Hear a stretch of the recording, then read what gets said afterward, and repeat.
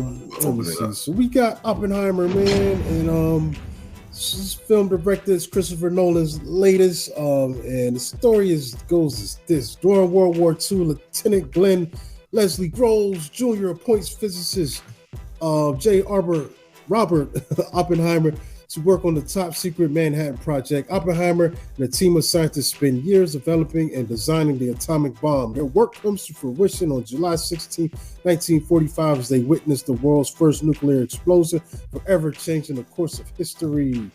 And we've got Cillian Murphy playing Oppenheimer. Also get Florence Pugh, who plays I guess a girlfriend. We can say that. His first wife. Yeah, all right, yeah. And then we get Robert Downey Jr., who plays Louis Strauss in this film. Emily Blunt, Oppenheimer's second wife. Jack Quaid, Richard Feynman. Get Matt Damon as Leslie Groves. But there's a lot of people in here, man. Remy Malek also is in this. Josh Peck, Josh Hartnett, Tom Conti, David Dastmalchian. Let me see. We got a bunch of people. Gary Oldman pops up. Dane DeHaan, Casey Affleck, everybody and their mama. Yeah,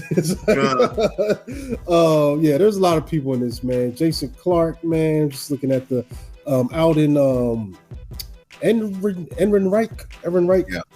Yeah, there's a lot of people. Matthew Modine and everybody, man. Let's take it as that. It's good to see David Dastmalchian like in a bigger role, because he started off, he's with the crew with in Ant-Man, the Russian guy in Ant-Man. Yeah. And then he started off as like one of the guys that was like the shooter in like The Dark Knight. I think that's like the first time we see him on screen. Was that also him in The Suicide Squad? Yeah, he's Polka Dot Man. Yeah, Polka Dot Man. Yeah, he's good, man. Yeah, he's a cool guy. Yeah, it's cool. Interesting because this thing has so much talent in it, and it was cool seeing some of these people, man. Like especially Josh Hartnett. I think he was still in a lot of scenes, man. He's a guy that you don't see a lot of lately. Mm-hmm. He's kind of faded away, but at one time he was they were pushing him like this guy's got next to Hollywood, man. But to see him now, man, I was like, yo, my man's looking good, bro. He's out here doing the thing. I think this will probably be a good look for him, man. We're going to see more of him popping up. Casting wise, I think they did a good job with that, man. What'd you think overall of it?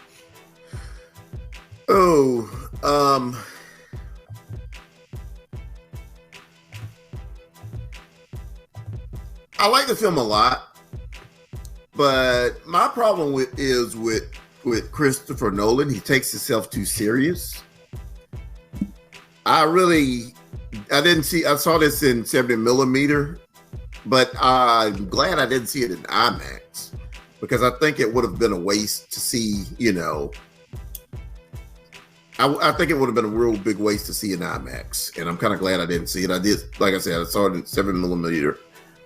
Real beautiful picture, good sound. Thought the story was good. It kind of told in the way he told, he directed Dunkirk in a way, to where it's just an ongoing story. It's kind of hard to explain unless you see Dunkirk. But it just seems like it just runs on and on.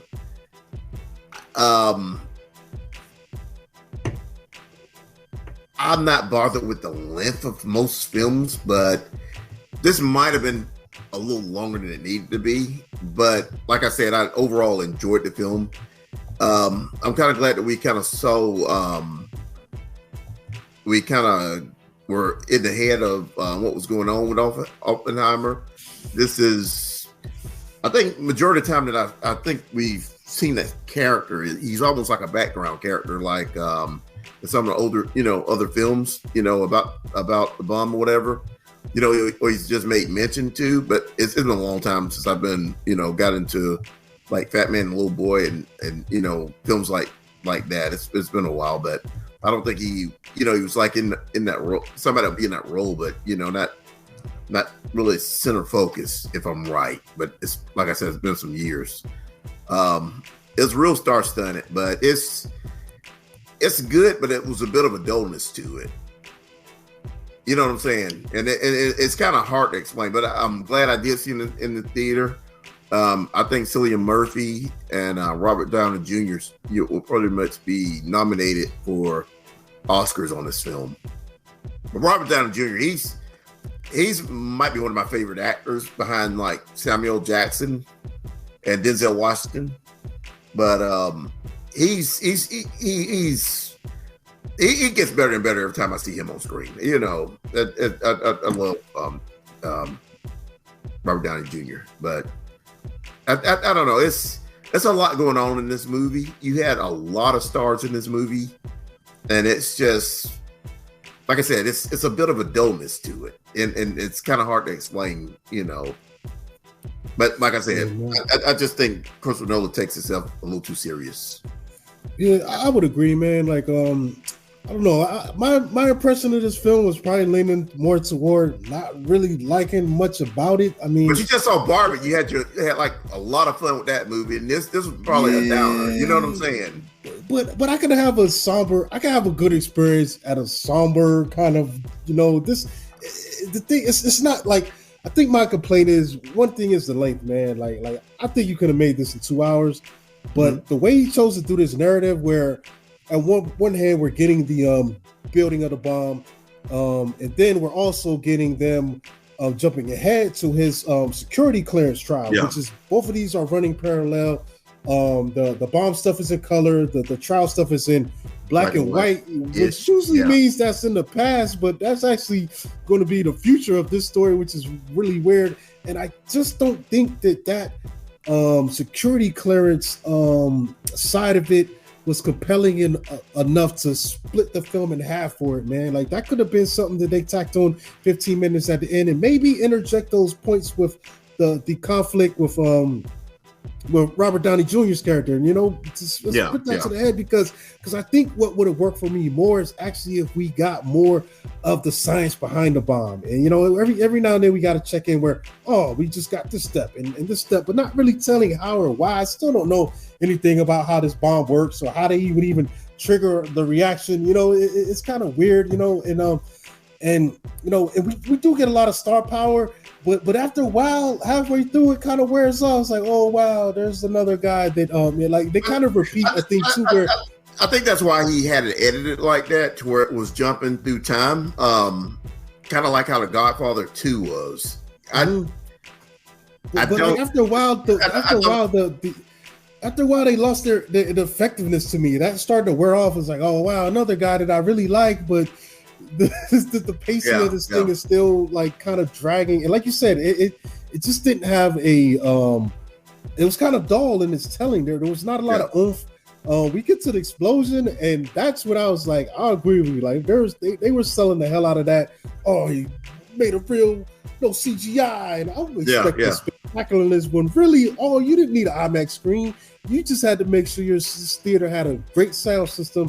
And they knocked that sound effects out of the park. Even before we got to that explosion, the stuff they were doing with sound in this film was great, which he usually does, that technical side of it. I feel like Nolan loves technology, but he has a hard time finding interesting ways to implement it. You know what I'm saying? I think he's more obsessed with the idea of using it, but this film, I don't think it did a lot with it technically. You know what I'm saying? To justify that, like why we got a 600-pound print, man? Come on, man.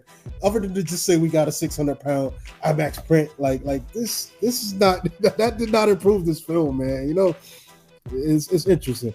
But one of the things too, though, why is this film rated R though? Let me ask you that though, Cornelius. Why is this film rated R? Because of Florence Pugh and no sex.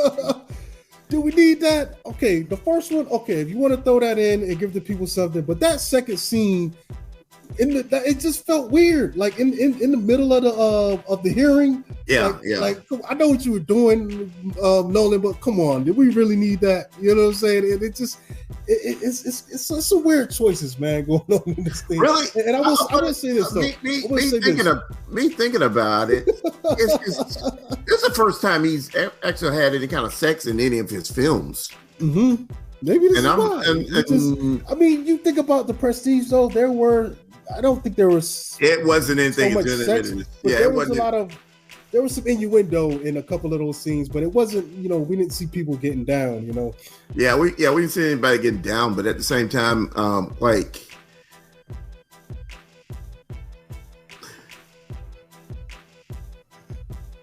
Yeah, it was justify that scene. And also, I did read that there was some people in India who were upset that in that other scene, he actually quoted the Bhagavad Gita, whatever during the sex, with which is kind of wild too, man. Like to bring that up, that quote is something famous that he said, around building this bomb, but to put it, that was weird, man. Come on, Nolan, what are you doing? Like, I will say this, man. This thing does have some parts, but they don't equal a great film for me. Emily Blunt's portrayal as the wife, man, I totally got her. Yeah. I was riding for her the whole time.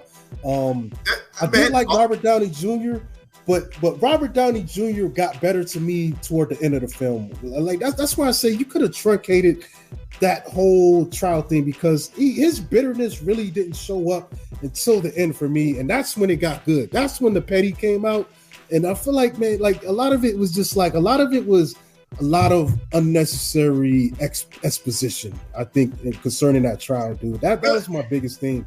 Really, it's everything in this was acted well. Mm-hmm.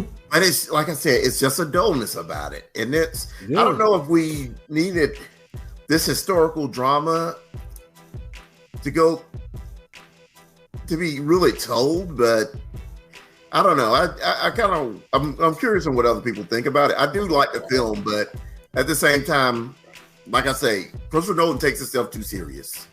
You should have borrowed Scorsese's editor or something, man, because there's something good in here, but I feel like you've got a block of wood and you're trying to make a sculpture, and I don't think he whittled enough away enough of the wood to keep it popping, man. Because even the building of the bomb, they did that in it was about 2 years, I think, when they put Los Alamos together. I just didn't feel the urgency of even that, and also, and all the spectre rated R, I'm like, oh, dang, we might get some at least to see what this bomb did to some people. I'm like, yeah, that's the other thing. I would have traded that for that second Florence Pugh scene. I would have traded that,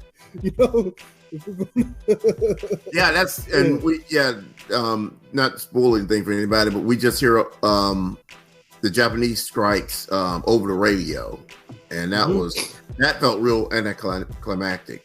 And it's a long 3 hours, bro. It's like the thing that gets me too is just the intro. It's just a little bit clunky, man. Like that first hour and a half to it just feels a little just like uneven in the telling. They're not sure what they want to focus on. We get the repetition of a couple scenes, like we see him bring in new scientists and has a vouch for them like 2 or 3 times. And like, all right, we went through that one time. Like just like, come on, man, we don't gotta vet every one of these guys. Yeah, man, I want to see a director's real cut where the director's like, all right, man, I'm gonna cut out some of this instead of giving us more. It's probably a 4 or 5 hour cut of this thing that's gonna put out on DVD. Yeah. But see, I did see some reviews that said this thing probably could have also been a bit more potent as a series. If you made this like a 4-part miniseries or something like that, but I don't know.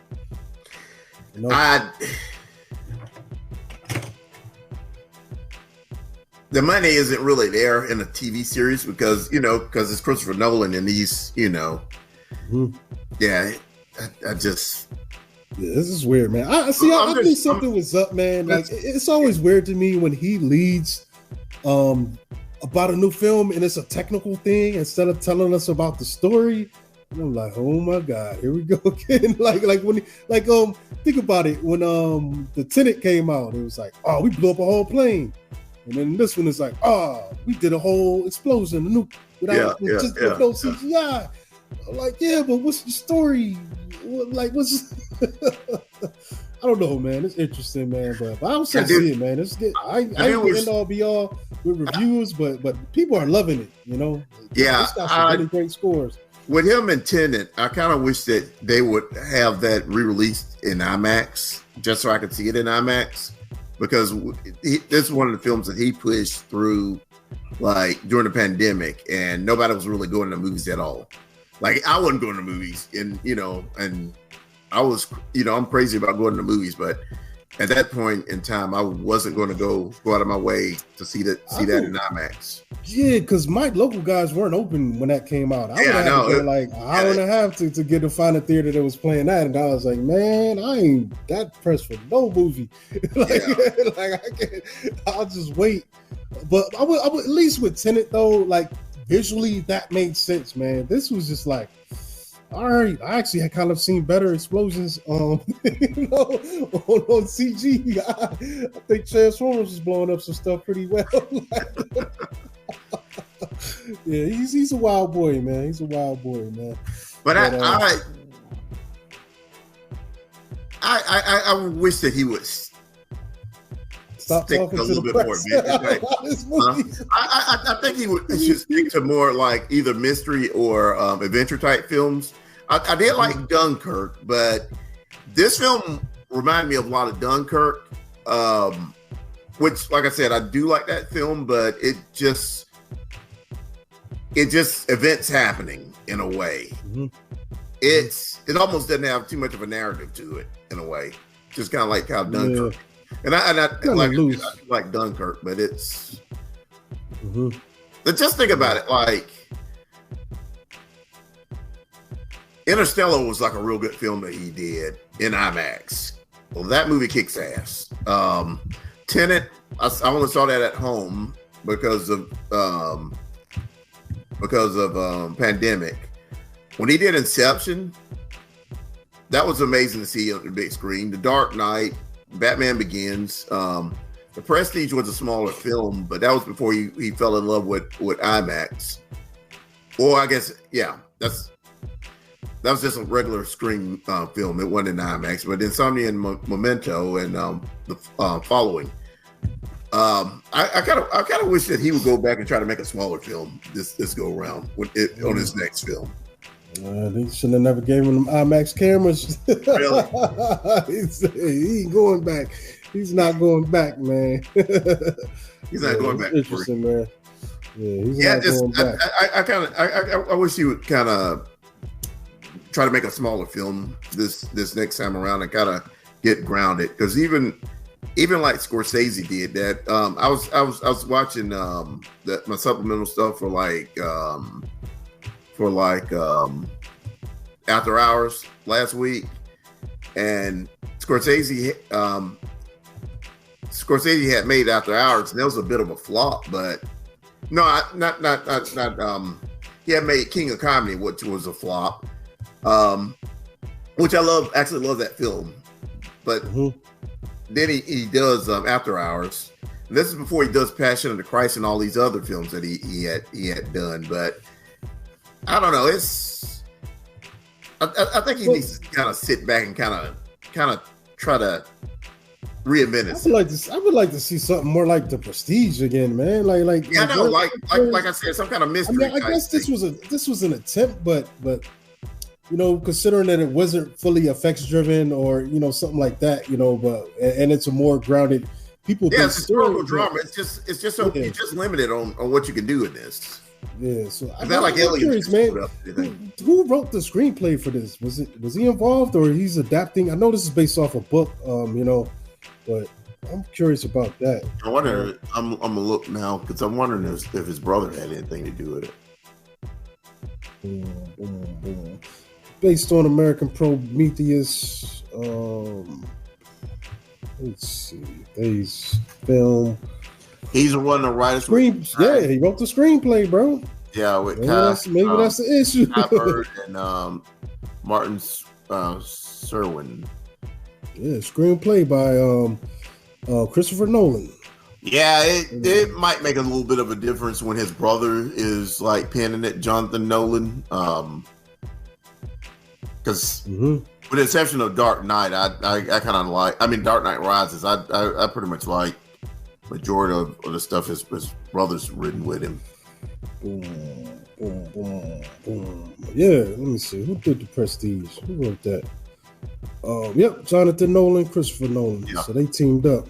Yeah, we gotta get bro back in effect, man. They haven't fallen out.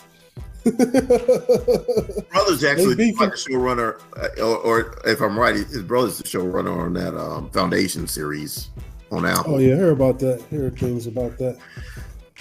Yeah, well, I think we can wrap this up, man. Catch all